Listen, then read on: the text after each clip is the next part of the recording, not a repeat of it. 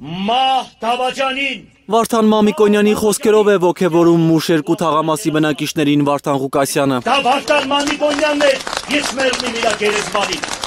Գյումրիում երրորդ բազմամարդ հավաքն է հրավիրել Կոմկուսի առաջին համարը։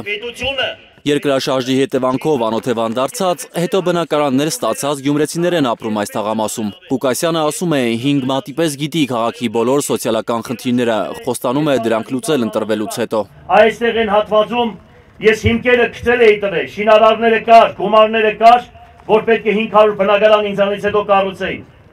Դուրս եմ եկել մի շենք չի կառուցվել։ Քաղաքային խնդիրների մասին ճառը սահուն դառնում է տարածաշրջանային խնդիրների մասին։ Այդ ադրբեջանական ազգը 100 տարի է որ պետություն է ձևավորվել։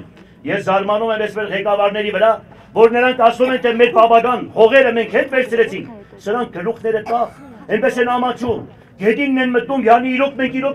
իրանց հողերն ենք գրավել։ Աշխարհին պետք չեն ուժեղ առաջնորդներ, գյումրեցին պետք է այս միտումի դեմն առնի, ասում է նախկին քաղաքապետը, նկատում օրորի իր վարկանիշն աճում է։ Իրեն էլ խոսակցություններ են հասնում, թե պաշտոն ունեցող գյումրեցիներին հրահանգվել է ընտրության օրը ընտրատեղամասերից դուրս բերել Վարդան Ղուկասյանի անունով քվեաթերթիկը։ Կանչում են ազգային անվտանգությունը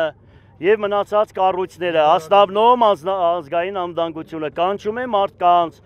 Քաղաքում զգաստացնում են մարդկանց, ասում են պատասխան կտակ, եթե ԿՊ-ին չընտրեցիք։ Անկախ հնարավոր ընտրակերտիկներից, վարչական ռեսուրսի կիրառումից, Ղուկասյանը վստահ է, մարտի 30-ից հետո ինքն է վերադառնալու իր կառուցած քաղաքապետարանի շենք։